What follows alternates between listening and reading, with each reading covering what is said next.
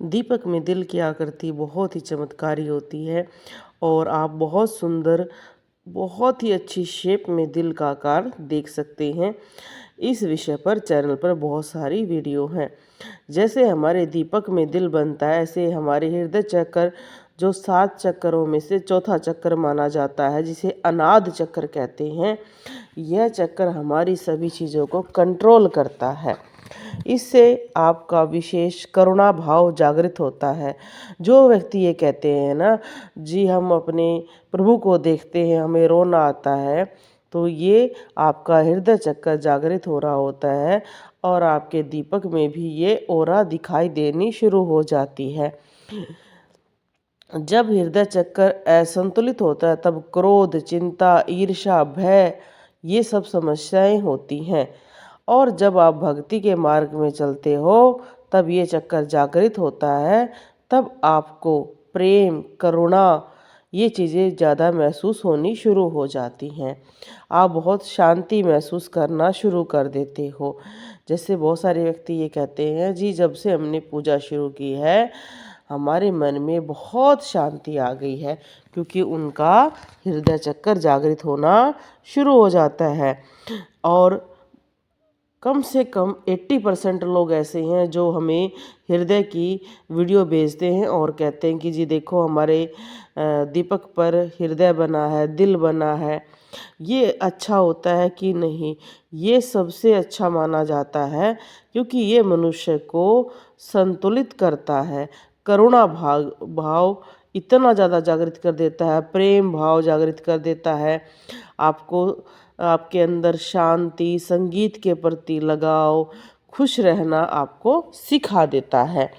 और इसी भाव में आप बहुत बहुत अपने आप से प्यार करना शुरू कर देते हो, या ये कह सकते हैं हर किसी से आपको मिलना अच्छा लगना शुरू हो जाता है जो धर्म कर्म के मार्ग पर होता है।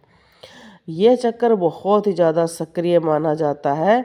कहा जाता है कि जैसे जैसे ये जागृत होता है वैसे वैसे मनुष्य बहुत तरह के प्रभाव से गुजरना शुरू हो जाता है।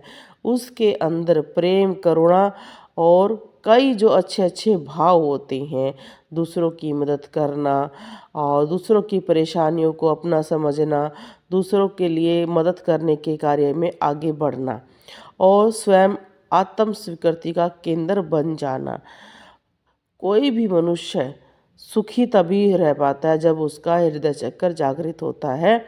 नहीं तो आपने चाहे डॉक्टरी करी हो, पीएचडी करी हो, कोई भी पढ़ाई करी हो, और अगर आप स्वयं अपने मन को शांत नहीं रख पाते हो तो आप सदैव दुखी रहते हो। आप जानते हैं कि बहुत सारे लोग ये कहते हैं कि हमें नेगेटिविटी ने घेर लिया है, हमारे घर में पितर दोष है, प्रेत दोष है, जिन बाधा है। पर अगर किसी व्यक्ति के घर में कितनी ही प्रेत दोष हो, जिन बाधा हो, अगर उसका हृदय चक्र जागृत होना शुरू हो जाता है, उसको वो चीज़ें कभी भी इफ़ेक्ट नहीं करती हैं। इस चक्कर में मनुष्य अपने शरीर से इतनी ऑरा निकालना शुरू कर देता है कि वो चीज़ें चाहे पूरे घर के सदस्य को तंग करे, उसे तंग नहीं करती है। वो बहुत ही शांत रहता है। उसके जीवन में सबसे ज़्यादा संतुलन बना रहता है और वो दूसरों से अलग पहचाना जाता है। बहुत व्यक्ति ये कहते हैं कि जी इस स्टेज में हमें मौन रहना, खुश रहना, दूसरों की बातों को सुनना ये बहुत ही ज़्यादा पसंद आता है। हमें प्रेम और करुणा महसूस होनी शुरू हो जाती है। हम हर किसी को माफ़ करना शुरू कर देते हैं। जब भी आप दीपक में आकृति देखते हैं तो आपको शारीरिक संकेत भी मिलने शुरू हो जाते हैं। आपके शरीर में हल्कापन रहना शुरू हो जाएगा और जब ये चक्कर जागृत होगा तो आपको कई बार अपने दिल की धड़कनें भी सुनाई दे सकती हैं।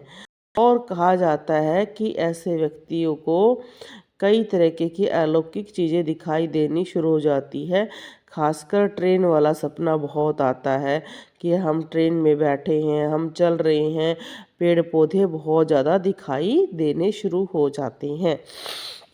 और अगर आपके दीपक में भी दिल की आकृति बनती है और आपको लगता है कि मुझे अनुभव नहीं हो रहे हैं, तो आप जब भी पूजा करें आंख बंद करके, मन को शांत करके।